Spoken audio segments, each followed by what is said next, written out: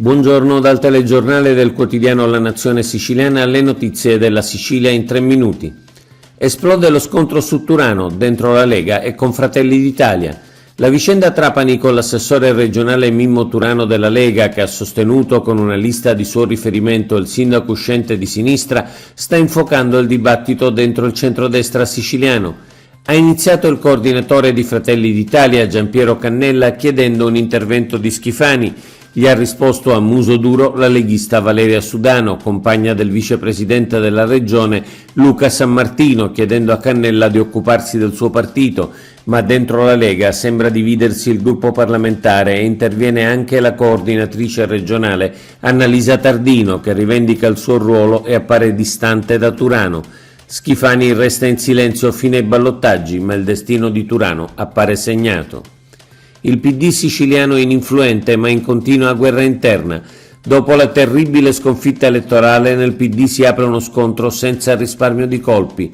Ci si aspettava le dimissioni del segretario regionale Anthony Barbagallo che, come d'altronde dopo la precedente sconfitta delle regionali, resta invece attaccato al suo ruolo a prescindere da ogni risultato.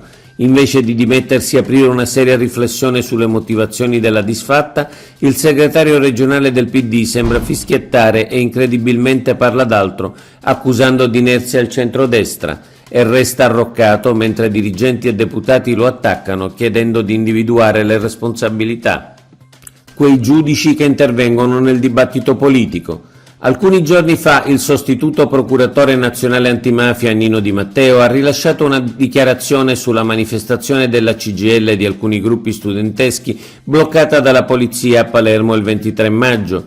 L'episodio, ha detto Di Matteo, si inquadra in un clima più generale di vera e propria restaurazione e normalizzazione che anche in riferimento alla questione mafiosa si respira in Sicilia e nell'intero paese.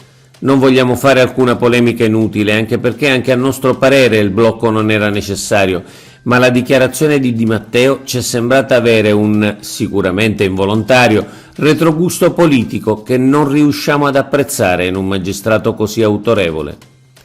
Turismo, Sicilia, previsione presenze 2023 sopra il 2019. Risultati e previsioni molto positive per il turismo nella nostra isola nel 2023. Nel primo trimestre dell'anno vi è stato un aumento del 40% di turisti rispetto allo stesso periodo del 2022, che chiuderemo il 2023 superando i 15 milioni di presenze del 2019, anno precedente alla pandemia, ha detto l'assessore regionale al turismo Elvira Mata. Consegnato padiglione green a Missione Biagio Conte. La regione siciliana, alla presenza del presidente Renato Schifani, ha consegnato l'immobile ex aeronautica nel quale sono stati conclusi i lavori di efficientamento energetico costati circa 1 milione di euro alla missione di Speranza e Carità fondata da Biagio Conte a Palermo. Biagio Conte, ha detto Schifani, ci guarda dall'alto e a lui, al suo impegno, alla sua fede, a ciò che ha fatto e continua a fare per i poveri, regaliamo quest'opera che gli avevamo promesso. Parchi archeologici e musei aperti e gratuiti il 2 e 4 giugno. Musei e parchi archeologici aperti e gratuiti in Sicilia venerdì 2 giugno per la Festa Nazionale della Repubblica e domenica 4 giugno, prima domenica del mese. Lo ha stabilito l'assessorato regionale dei beni culturali. Oggi è tutto per l'informazione della Nazione Siciliana, notizie.sicilia. Il nostro sito è www.lanazionesiciliana.eu.